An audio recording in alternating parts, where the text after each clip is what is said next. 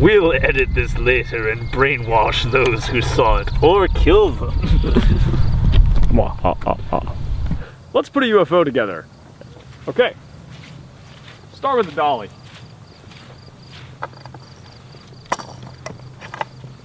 Just pop it on. Yep. And if you look closely, that's done. By depressing this button, slide on the wheel. There you go. Walk over to the boat. Lift the boat. Roll dolly under. Light.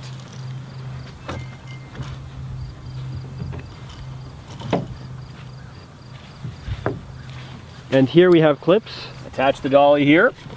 Clip to loop.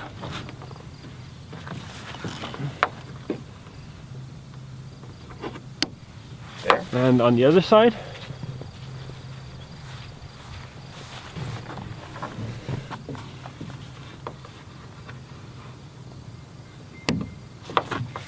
There we go. All right. Next, we assemble the mast. So mast is made out of how many parts? 3 parts. An upper, a middle, and a lower. The lower also contains the tension array and the booms. Okay, and this, you have a button? Mm-hmm. As with on the dolly, it's connected with a button. You depress the button, slide it into position. There we go. Okay.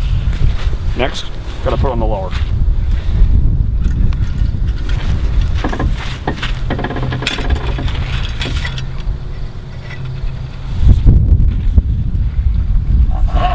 Lower sockets into the middle member of the mast, like so. All right. Connect the shackle to top of the hounds.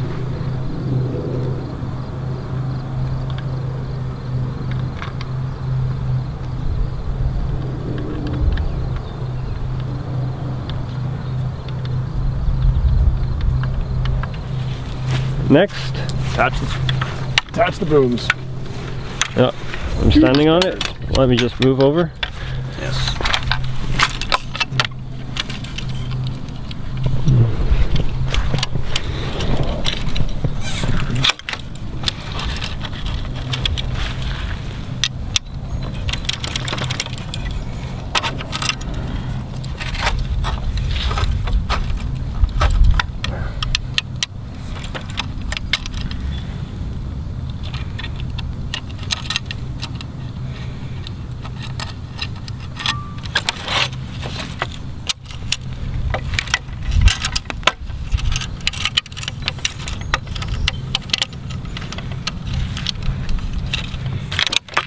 There it is.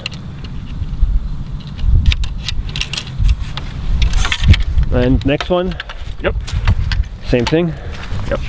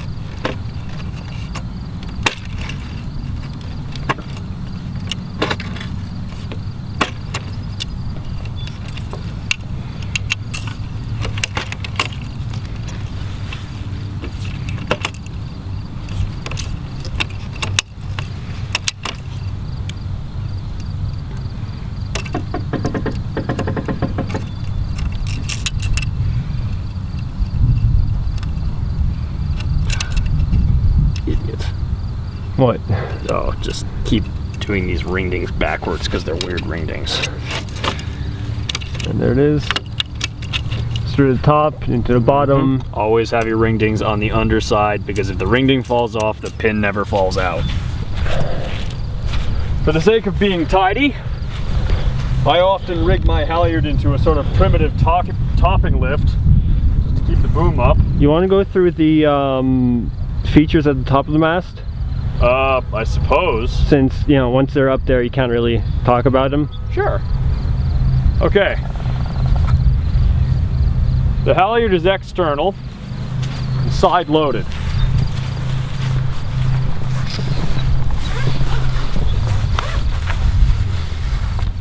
there it is.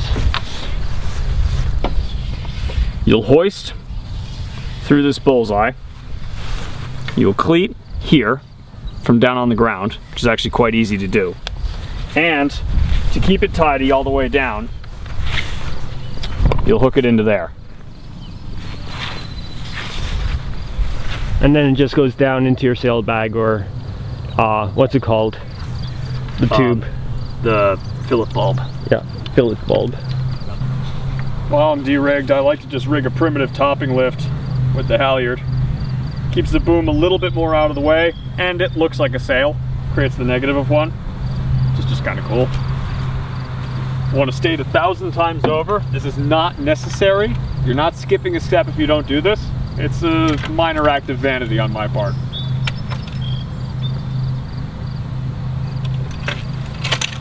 All right, next you step the mast.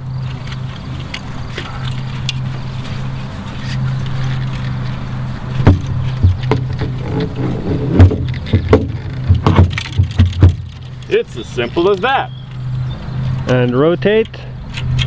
And look. Go. All right. It looks like a sail. Time to put the foils in.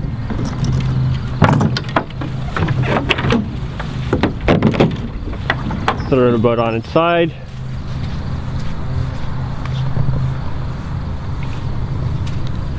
So you want to talk about the capsize things? Sure. If you've got the luxury of grass, this is really easy. If you don't, some yoga mat padding or something of the like will do the job quite nicely. A sail bag can in a pinch, a couple of life jackets can, and a boat cover, you know, anything soft, do the trick pretty well.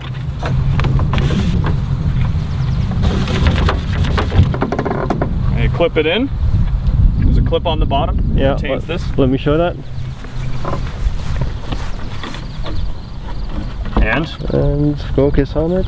Come on, you can do it. There we go. And the clip is There. here. So this little thing. And you rig the rudder halyard. Rudder halyard goes up. There's the clip. Rudder halyard goes up through this bullseye. Around this bullseye. Try it out again. And through to the cleat. Next, we insert the main foil strut and control array.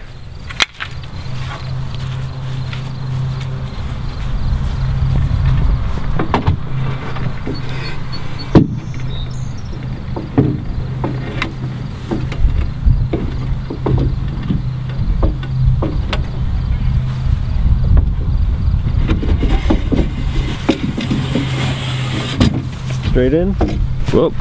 The wand, of course.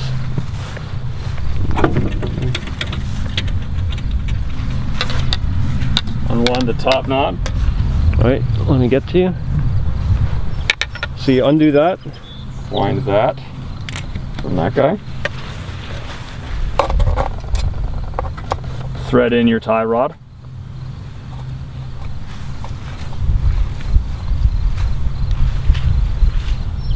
Insert it down the central rectangular channel.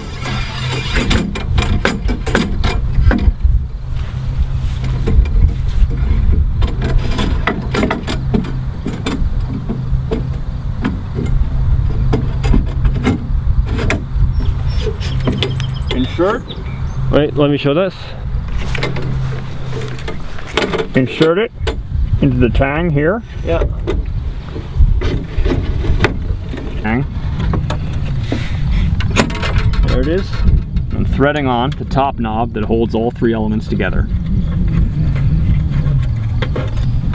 Wind it on very tight. Should be hearing noises like that. That's good. Next, the foil is assembled. Slide it up. And show the clip. Flip it into position. So here's the clip. Yeah. Do you want this to be under the main?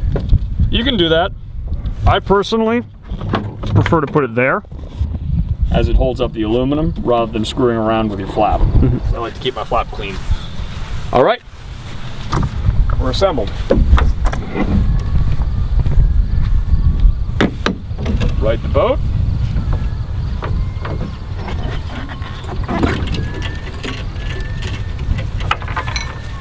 Rig up the main sheet. Main sheet rigs from? Oh, I do it from the main block.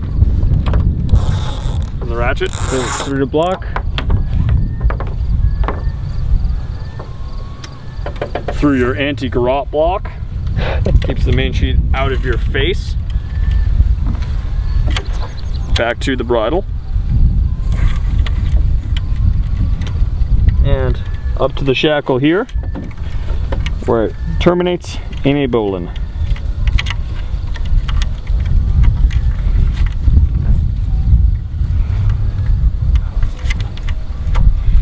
There we go. Okay. All right, let's put the sail up.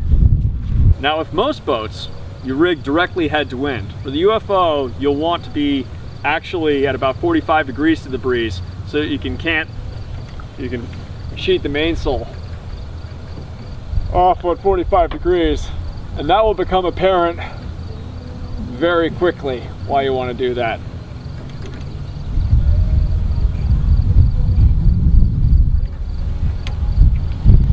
There you're just undoing the halyard. All right.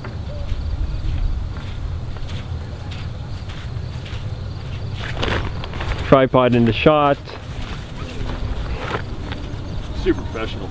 Yeah. Load the mainsail into the wishbone. This is going to be your crew. It's going to help you hold the sail as it goes up and as it goes down. It's going to secure the roll for you.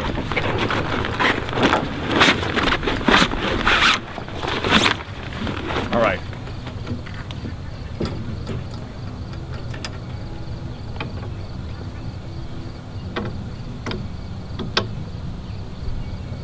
Make sure to have the right part of the halyard.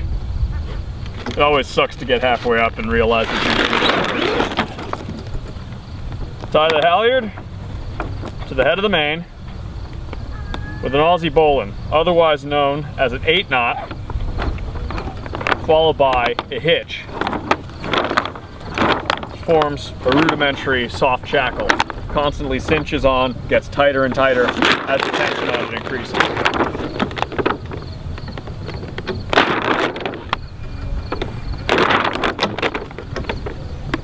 Next, load the mainsail into the feeder and begin pulling.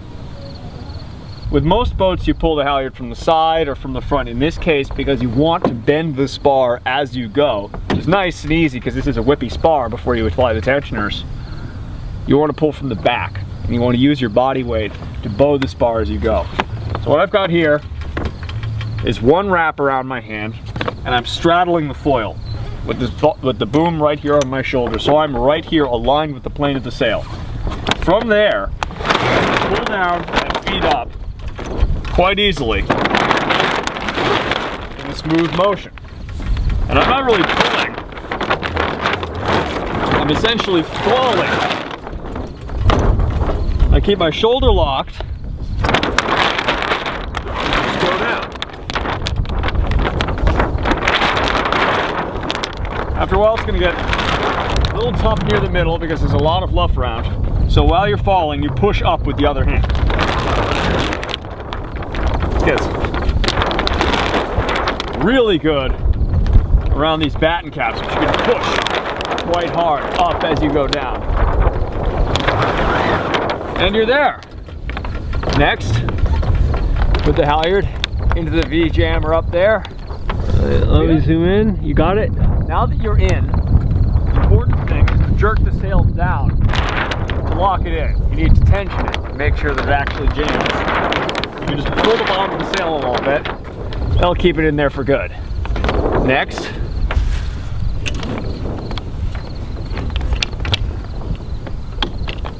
put it into that side cleat there. Little clip.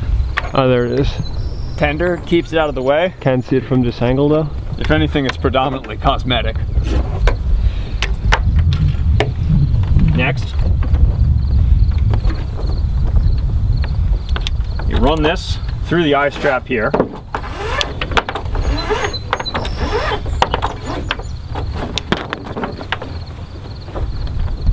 lock it off with a little trucker hitch, just to make sure it can't pay out, and you coil the main sheet.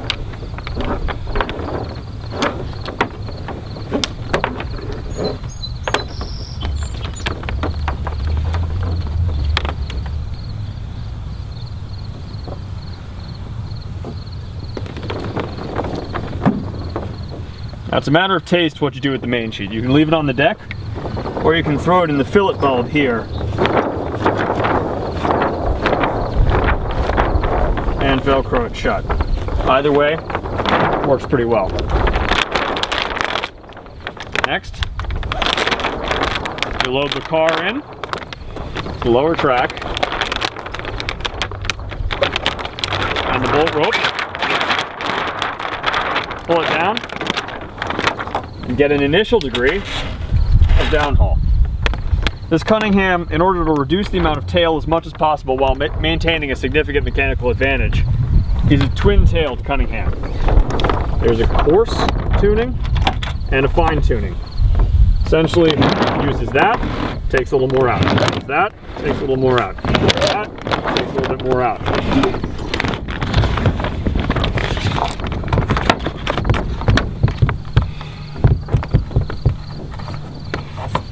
There you go.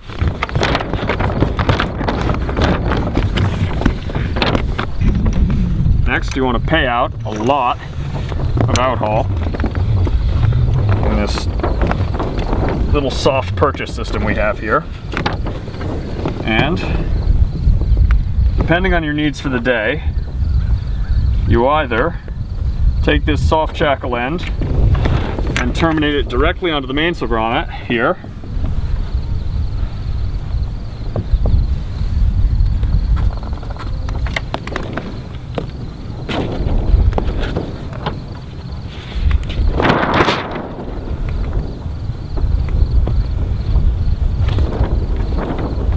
like so, which you can then tension on like that.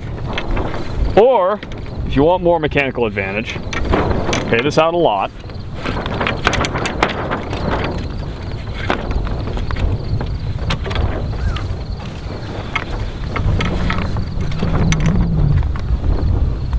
And run it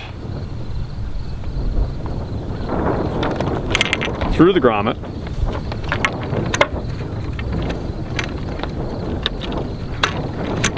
Back to the end of the boom.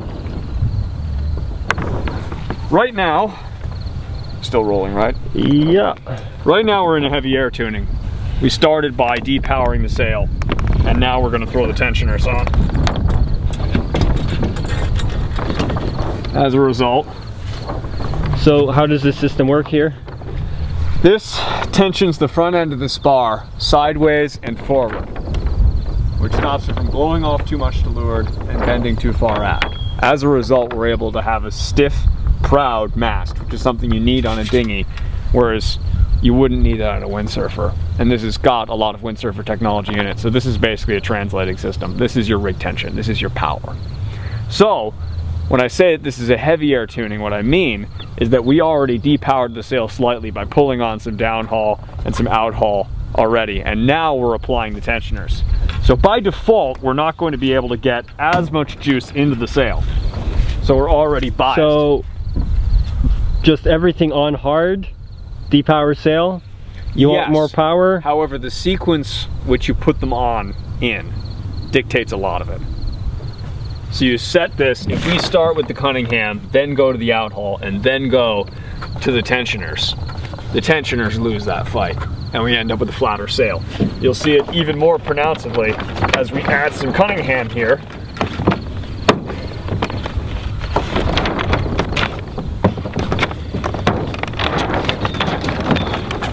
And some more outhaul. There we go. That's very flat, not very cambered at all. That's a good heavy air tuning. Oh, need to put the lower batten in.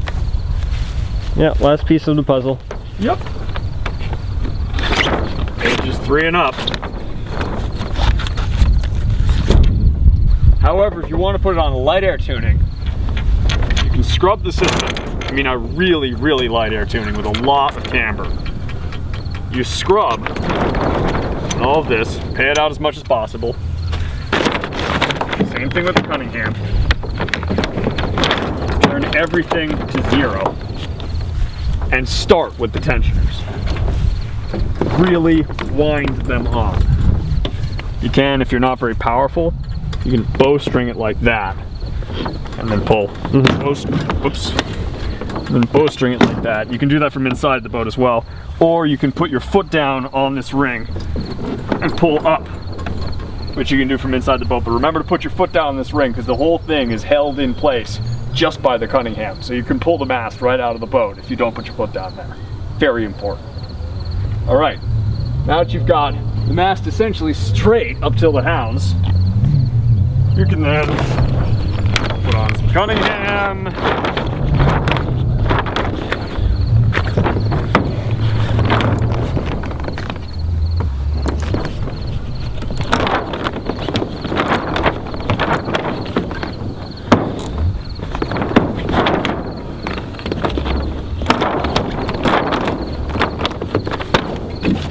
Straightens that out a little bit. And you do want leech tension. So pour on some out haul. You can also bowstring this. Makes it a little bit easier to work. And now, you've got a sail with a stiff leech, but an enormous amount of camber in the middle. Got a very powerful section.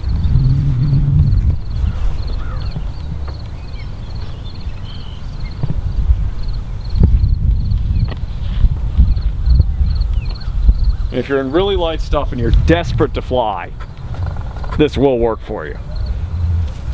Yeah, go ahead. Okay, it's time to talk about ride height, which is more than anything, more than rig tuning, more than, well, there's not much else besides the basic rig tuning. More than anything, this dictates whether you're in beginner mode or expert mode. And this is going to be very important to your learning curve. Essentially, the UFO is stable when it's down low, because it has a hull there and a hull there.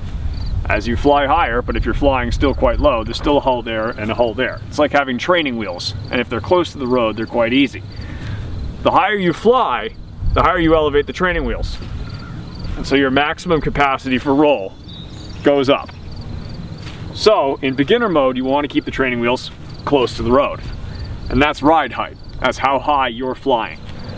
This wand dictates your elevation above the water. You're determined your end elevation above the water when you're flying.